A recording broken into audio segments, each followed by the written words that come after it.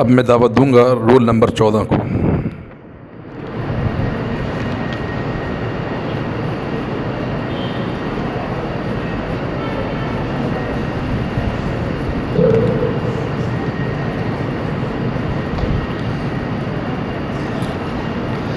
السلام علیکم ورحمۃ اللہ وبرکاتہ۔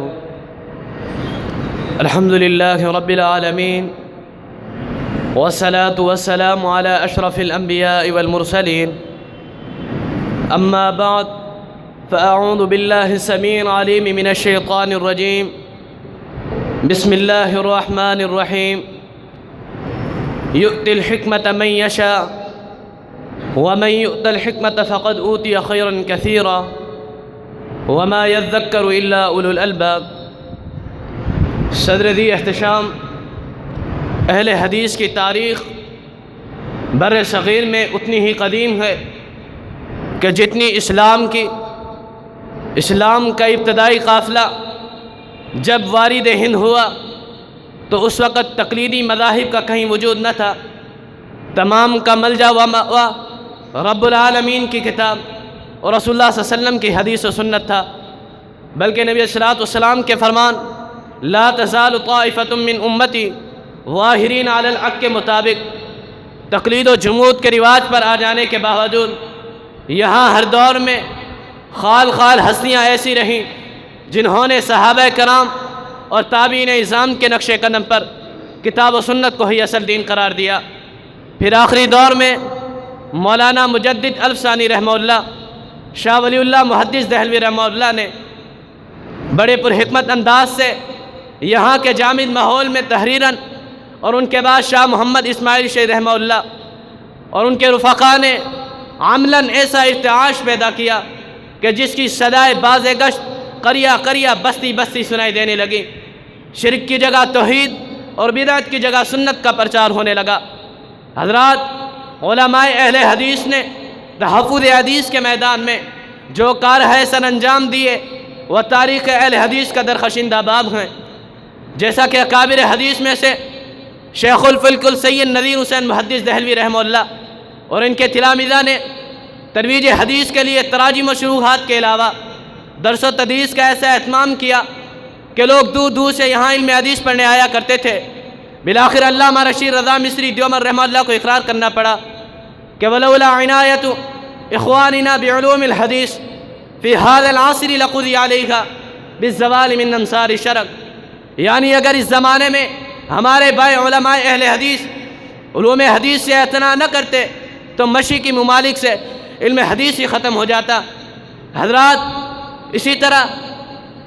اگر 10ویں صدی ہجری کے بعد کی دنیا اسلام پر نظر دوڑائی جائے تو محسوس ہوگا فقہ میں جمود اور تصوف میں الہادی نظریات کا غلبہ تھا۔ تشریع احکام میں بنیادی حیثیت کی حامل حدیث نبی صلی اللہ علیہ وسلم علماء و عوام کی بے اعتنائی کا شکار تھی، اسے فقہ کے تابع بنا دیا گیا تھا۔ اگر فقہی مسلک کی تائید یا محافل میں رنگینی کے لیے کوئی حدیث پیش کی جاتی تو اس کے درجے کا کوئی لحاظ نہ رکھا جاتا، بلکہ اس پر اماموں کے قول کو ترجیح دی جاتی۔ ان فتنوں کے امنگوں بھرے دور میں شاہ ولی اللہ محدث دہلوی رحمہ اللہ نے اعتراض کرنے والوں کے جواب میں ایسی لاجواب تصانیف لکھی کہ اعتراضات کرنے والوں کے منہ بند کر دیے۔ اسی طرح قاضی نصیر الدین رحمۃ اللہ علیہ کے استاد نے ان کے سامنے ایک مسئلہ پیش کرتے ہوئے امام ابو حنیفہ کے قول کو ترجیح دی۔ آپ نے اپنے استاد کی بات کو کاٹتے ہوئے حدیث سنا دی اور تحفظ حدیث کا ایسا کردار ادا کیا کہ کہہ دیا ہمارے لیے جناب محمد مصطفیٰ صلی اللہ علیہ وسلم کی حدیث حجت ہے، کسی امام کا قول نہیں۔ اس وقت ان کے استاد نے تلوار نیام سے نکال لی اور قاضی نصیر الدین کو قتل کرنے کے لیے ان کے پیچھے دوڑ پڑے۔ حضرات یہ ہیں علماء اہل حدیث، تحفظ حدیث کا ایسا کردار ادا کر گئے کہ گردن کٹتی ہے تو کٹنے دی مگر حدیث پر آنچ نہ آنے دی۔ اسی طرح شمس العظیم آبادی ڈیانی رحمۃ اللہ علیہ نے جو کار حسن انجام دیے وہ بھی تاریخ اہل حدیث کا شرگشندہ باب ہے۔ حضرات ٹائم کی قلت ہے، اسی لیے شکار ماہ کے تسخیر آفتاب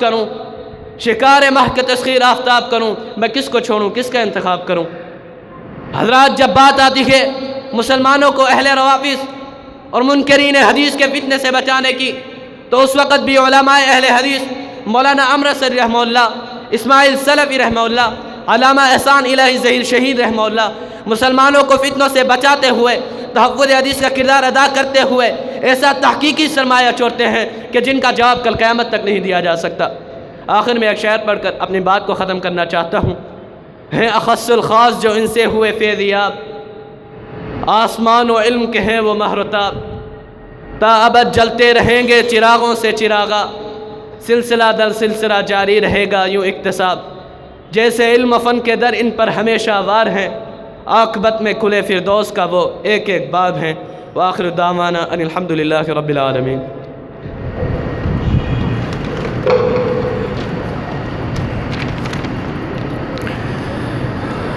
مقابلے میں وہ شریک طلباء